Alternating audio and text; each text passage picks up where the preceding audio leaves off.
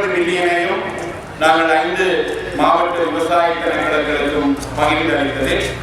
கிளிநொச்சி மாவட்டத்திற்கு 49.46 மில்லியன், அதாவது 50 மில்லியன் ரூபாய் இந்த மாவட்டத்திற்கு ஒதுக்கப்பட்டுள்ளது. அந்த 50 மில்லியன் ரூபாய் நிதியில் உங்களுக்கான உள்ளீடுகளை வழங்குகின்ற நிகழ்ச்சிக்கு இன்றைய இந்த நிகழ்ச்சிக்கு என்று சொல்லி 713 பயனாளிகள் தேர்வு செய்யப்பட்டுள்ளார்கள். இந்த 713 பயனாளிகளுக்குமான நாங்கள் வழங்க உள்ள இங்கிருக்கக்கூடிய விவசாய உபகரணங்கள், விதைப்பொருட்கள் இவற்றிற்கான மொத்த மதிப்பீடு 10 மில்லியனுக்கு அதிகமானது. 10.6 மில்லியன் ரூபாவுக்கான பொருட்கள் உங்களுக்கு வழங்கப்பட்டுள்ளன.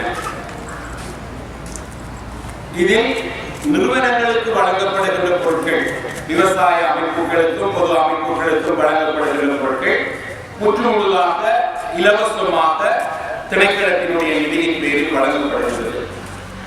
பொதுமக்களுக்கு தனிப்பட்ட ரீதியில் வழங்கப்படுகின்ற பொருட்கள் மத்திய அரசாங்கத்தினுடைய அறிவுறுத்தலின் பிரகாரம் மானிய அடிப்படையில் தான் வழங்கப்படுகிறது. உண்மையில் ஏனைய மாகாணங்களைப் போல அல்லாமல் வடக்கு மாகாணம் போரினால் மிகவும் பாதிக்கப்பட்ட ஒரு மாகாணம். இலவசமாக பொருட்களை வழங்கி வைப்பது என்கின்றது பொதுவாக எல்லாராலும் ஏற்றுக்கொள்ளத்தக்கது அல்ல. அது பல்வேறு வகையான பின்னடைவுகளை கொடுப்பதாகத்தான் சொல்லப்படுகிறது. ஆனால் போரினால் பாதிக்கப்பட்ட எங்களுடைய பிரதேச மக்கள் மீளவும் நிமிர்ந்தெழுவதற்கு நாங்கள் ஒரு முடிக்கப்பட்ட காலம் வரும் வரைக்கும் இதற்றை இலவசமாக செய்வதற்கு எங்களுக்கு பூரணமான மன விருப்பம் இருக்கிறது.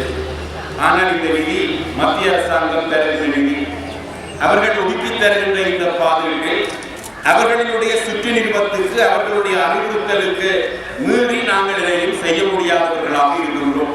அதனால் தான் இந்த 50% மானியம் என்கிறதை நாங்கள் கடைபிடிக்க வேண்டி இருக்கின்றது. இதில் உங்களுக்கும் சிரமங்கள் இருக்கின்றது தெரியும், விவசாய திணைக்களத்திற்கும் சிரமங்கள் இருக்கின்றது. உங்களிடம் இந்த பணத்தை அறவீடு செய்வதற்கு எங்களுடைய விவசாய போதனாசிரியர்கள் தான் உங்களுடைய வீடுகளுக்கு வருகின்றார்கள். உண்மையில் எங்களுடைய விவசாய திணைக்களத்திற்கு ஆளணி பற்றாக்குறை மிக மோசமான அளவில் இருக்கின்றது. போதுமான அளவுக்கு எங்களுடைய விவசாய சேவைகளை விரிவாக உங்களுக்கு வழங்குவதற்கு வேண்டிய அளவுக்கு எங்களுடைய விவசாய போதனாசிரியர்களோ அல்லது அது சார்ந்த தொழில்நுட்ப உத்தியோகத்தர்களோ மிக குறைந்த எண்ணிக்கையிலேயே இருக்கின்றார்கள்.